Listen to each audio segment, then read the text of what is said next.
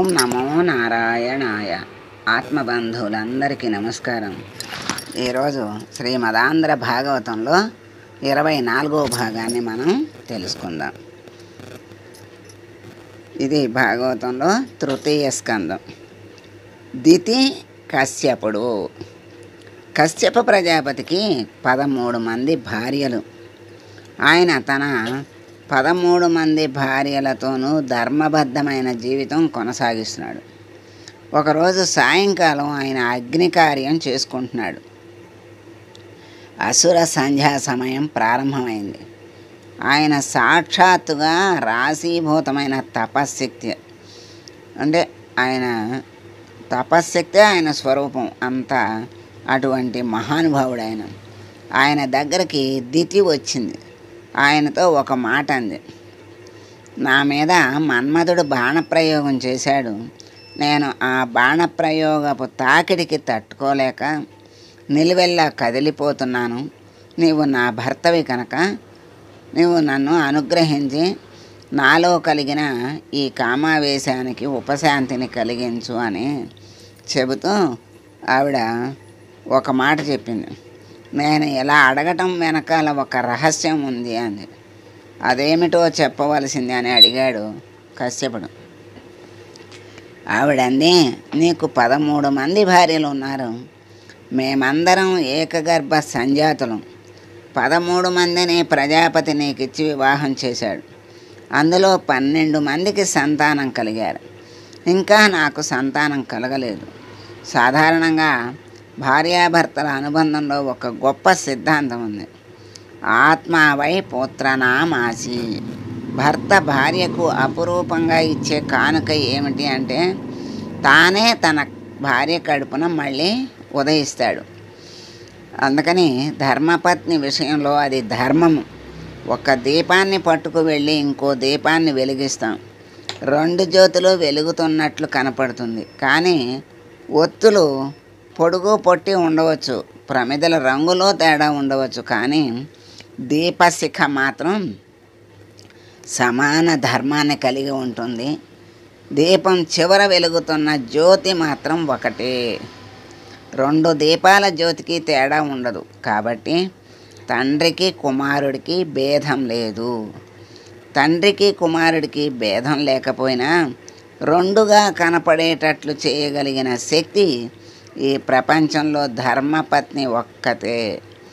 ఆవిడ మాత్రమే ఈ అధికారాన్ని పొంది ఉంటుంది. ఆయన తేజస్సును తాను గ్రహించి తన భర్తను కొడుకుగా ప్రపంచంలో నడిచేటట్లు చేయగలిగే శక్తి ఆవిడకే ఉంటుంది. కాబట్టి నీ తేజస్సును నా యందు ప్రవేశపెట్టమని అడుగుతున్నాను.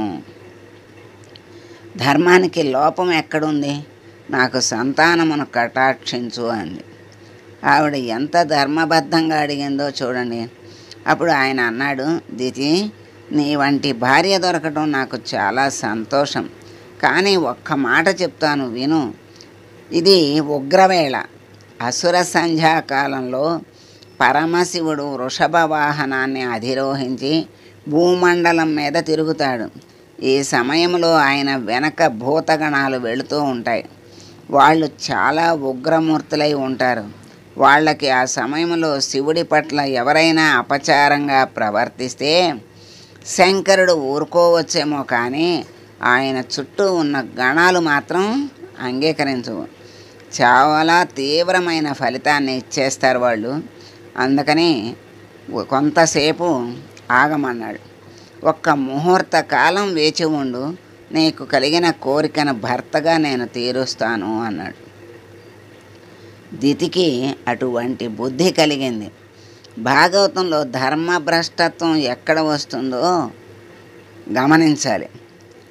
ఆవిడ ఒక విలయాలు ప్రవర్తించినట్లు కశ్యప ప్రజాపతి పంచపట్టి లాగింది.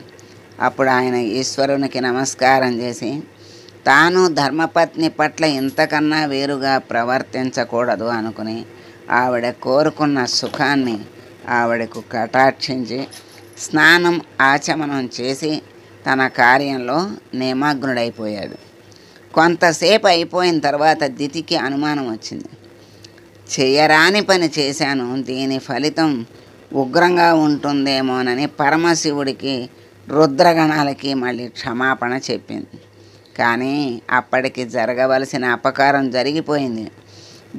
దితి చేసిన అకార్యాన్ని భూతగణాల్లో భద్రాభద్రులు అనే వాళ్ళు చూసి ఉగ్రమైన ఫలితాన్ని ఇచ్చేశారు అప్పటికే. తర్వాత దితి కశ్యప ప్రజాపతి దగ్గరకు వెళ్ళి, అయ్యా, నా కడుపున పుట్టే బిడ్డలు ప్రమాదం తీసుకురారు కదా అని అడిగింది. అప్పుడు కశ్యప ప్రజాపతి అన్నాడు, నేను వద్దని చెప్పాను, కానీ నువ్వు వినలేదు. నీ కడుపున పుట్టబోయే 2 బిడ్డలు కూడా లోక కంటకులు అవుతారు. వాళ్ళు పుట్టగానే ఆకాశం నెత్తురు వర్షిస్తుంది, నక్కలు కూస్తాయి. వాళ్ళు కొన్ని వేల స్త్రీల కళ్ళమ్మట నీళ్లు కార్పిస్తారు. ఋషులను, బాలులను, బ్రాహ్మణులను, బ్రహ్మచారులను, వేదాలని, దేవతల్ని అవమానపరుస్తారు.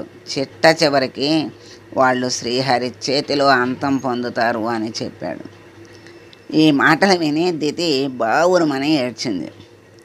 చివరికి నాకు ఇంత అపఖ్యాత, మరి చెప్పినప్పుడు వినకపోతే ఇదే గతి పడుతుంది. ఎంతో ధర్మంలో ధర్మం చూసుకోవాలి కదా, ఆ ధర్మాన్ని ఫలితాన్ని కూడా చెప్పాడు ఆయన. ఆ సమయం అలాంటిది, ఘోర ఫలితాన్ని పొందుతావని చెప్పిన. అందుకే ఆ సమయంలో ఎవరికి ఉచ్చ నీచాలు తెలియవు అంటారు. స్త్రీ అయ్యుండి కూడా మరి ఆ ఉచ్చ నీచాలు తెలియకుండా, చెప్పింది వినకుండా, వచ్చే ఘోరాన్ని కూడా చెప్పినా అర్థం చేసుకోకుండా ప్రవర్తించింది. అందుకే చేతులు కాలేక ఆకులు పట్టుకుంటే అదేమీ పోతుందా? కాలిన నొప్పి పోదు కదా. కాలిపోయిన తర్వాత ఆకులు పట్టుకుంటే మంట ఎక్కడ పోతుంది, ఆ బాధ ఎక్కడికి పోతుంది? కాలక ముందు ఆకులు పట్టుకుంటే చల్లగా హాయిగా ఉంటుంది. అది అప్పటికి. అందుకే చేసిన పని యొక్క ఫలితం తప్పకుండా పొందాల్సిందే అని మన ఇది ధర్మం చెప్తుంది. మంచి చేస్తే మంచి, చెడు చేస్తే చెడు, రెండు కూడా అనుభవించాల్సిందే, తప్పదు. అలా మరి వెంటనే అయిపోయింది. ఆ జరగవలసింది చెడుకి చెడు ఫలితం ఇచ్చేశారు వాళ్ళు. అయితే మరి నాకు అపఖ్యాతి తప్పదా అంటే ఎట్లా తప్పుతుంది? చేసిన పని బురదలోకి దిగిన తర్వాత అంటుకోకుండా ఎట్లా ఉంటుంది? బురద అంటుకోకుండా ఉండాలంటే అంటుకుంటుందా? అంటుకుంటుంది. అట్లాగే దీనికి నివారణోపాయం లేదా అని అడిగాను. అప్పుడు కశ్యప ప్రజాపతి, దీనికి పశ్చాత్తాపమే నివారణోపాయం. నువ్వు చాలా పశ్చాత్తాపడుతున్నావు. నువ్వు చేసిన దోషం పోదు, కానీ నీవు మహాభక్తుడైన మనవడిని పొందుతావు. హిరణ్యకశిపుల్లో ఒకనికి మహాభక్తుడైన కుమారుడు పుడతాడు. నీ పశ్చాత్తాపం వలన ఒక మహాపురుషుడు, ఒక మహాభక్తుడు జన్మిస్తాడు. మనవడు అటువంటి వాడు పుడతాడు. కానీ అసుర సంధ్య వేళలో నువ్వు చేసిన దుష్కృత్యం వల్ల కొడుకులు మాత్రం దుర్మార్గులు పుట్టి శ్రీహరి చేతిలో మరణిస్తారు అని చెప్పాడు.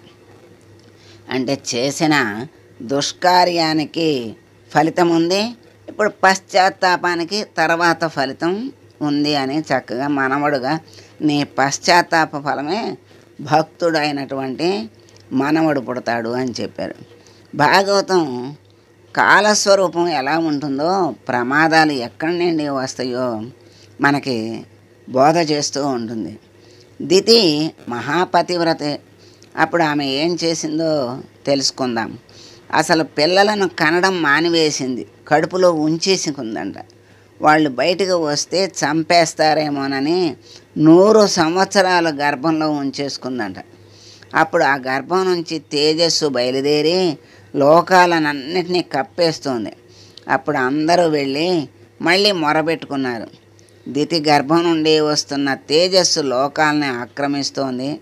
కాబట్టి ఆవిడ బిడ్డల్ని కనేటట్టు చూడమని కశ్యప ప్రజాపతిని ప్రార్థించారు.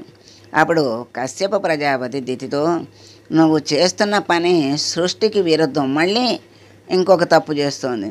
నువ్వు చేస్తున్న పని సృష్టికి విరుద్ధం, నీ బిడ్డల్ని కనవలసింది అని చెప్పాడు. అప్పుడు దితికి హిరణ్యాక్ష హిరణ్యకశిపులు జన్మించారు. ఆ పుట్టేవాళ్ళు ఎలా ఉంటారో కశ్యప ప్రజాపతికి అయితే ముందరే తెలుసు, చెప్పాడు కూడా.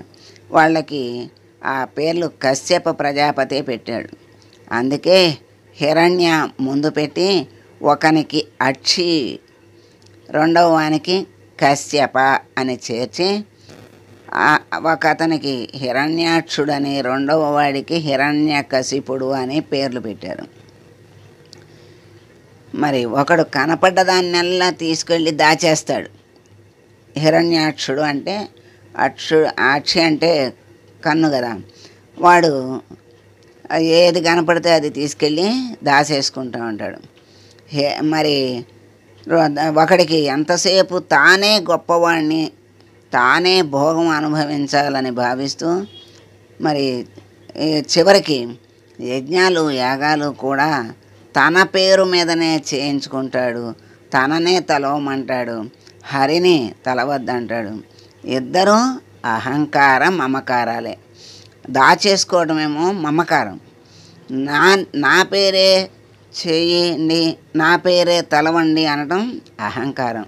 అంటే వీళ్ళిద్దరూ అహంకార మమకారాలకి ప్రతిరూపాలుగా పుట్టారు. ఈ విధంగా హిరణ్యాక్ష హిరణ్యకశిపులు ఇద్దరు కూడా దితి గర్భం నుండి జన్మించారు. హిరణ్యాక్షుడు పుట్టడంతోనే దుర్నిమత్తాలన్నీ కనపడ్డాయి. దుష్టులు ఎవరు పుట్టినా వారికి తగిన మరి సూచనలు లోకానికి కనపడతాయి. మహానుభావులు పుడితే చక్కని శకునాలు కనపడతాయి, దుష్టులు పుడితే దుశ్శకునాలు కనపడతాయి. మరి పుట్టడంతోనే మరి అసురుడు కదా, దుర్నిమిత్తాలన్నీ కనపడ్డాయి. వాడు ఆకాశం అంత ఎత్తు పెరిగిపోయాడు. వాడికి పుట్టినప్పటి నుంచి యుద్ధం చేయాలనే కోరికే. యుద్ధం కోసం అనేక మంది దగ్గరకు వెళ్ళాడు. చిట్ట చివర సముద్రం లోపల ఉన్న వరుణుడి దగ్గరికి వెళ్ళాడు. వెళ్ళి, ఏమయ్యా, నువ్వు ఎక్కడో సముద్రంలో ఉంటావు, నా భుజాల తీట తీరాలి, అందుకని నువ్వు వచ్చి నాతో యుద్ధం చెయ్యి అన్నాడు. అప్పుడు వరుణుడు, నాకు నీతో యుద్ధం ఎందుకు, నీ కోసం వచ్చేవాడు ఒక ఆయన ఉన్నాడు, నువ్వు ఎవరి చేతిలో చావాలని నిర్ణయం అయిందో వాడు వచ్చే సమయం అయిపోయింది, నువ్వు ఒక పర్యాయం సముద్రం మీదకి వెళ్ళు, ఆయన కనపడతాడు, ఆయనతో యుద్ధం చెయ్యి అన్నాడు. ఈ విషయం వరుణుడు ఎలా చెప్పగలిగాడు అంటే, మరి దీని వెనక కూడా ఇంకొక ఆఖ్యానం కలుస్తుంది. భద్రాభద్రులు అనే రుద్రగణాలు చూసి దితి యందు ఉగ్రమైన బిడ్డలు పుట్టాలని ఎప్పుడైతే నిర్ణయం జరిగిందో అప్పుడు ఒక సంఘటన జరిగింది. పురాణం ఎంత శివకేశవుల అభేదంగా నడుస్తుందో చూడండి. మరి ఇది ఇంతవరకు ఈ భాగంలో మనం తెలుసుకున్నాం. మరి ఇది ధర్మాలు ఎలా ఉన్నాయో, భార్యాభర్తలైన సమయాలు ఉన్నాయి అనే ధర్మాల్ని చక్కగా భాగవతం చదివితే బాగవుతారు అనేది ఎందుకంటే దాంట్లో ఉన్నటువంటి ధర్మాలు మనం ఎప్పుడైతే తెలుసుకుని మసులుకుంటామో అప్పుడు భగవంతుడికి దగ్గరవుతాం. చేసిన తప్పుకి ఫలితం వచ్చేసింది. ఇప్పుడు వాడు మరి యుద్ధం అని బయలుదేరి వెళ్తే వరుణుడు, యుద్ధం నేనెందుకు, నీతో చేసేటువంటి వాడు వచ్చేస్తున్నాడు, సముద్రం మీదకి వెళ్ళమని చెప్పాడు. అలా ఇంతవరకు మరి శివకేశవులు అభేదంగా ఎట్లా నడుస్తుందో మనల్ని తెలుసుకోమంటున్నారు. వచ్చే భాగంలో మనం ఈ హిరణ్యాక్షుడు మీద మరి ఎలా యుద్ధం పరమాత్మ చేశాడు, ఎట్లా వచ్చాడు, ఏమిటి అనే విషయాన్ని మనం తెలుసుకుందాం. ఈ భాగం ఇక్కడితో సంపూర్ణమైంది. సర్వే జనా సుఖినో భవంతు, సమస్త సన్మంగళాని భవంతు. జై శ్రీకృష్ణ.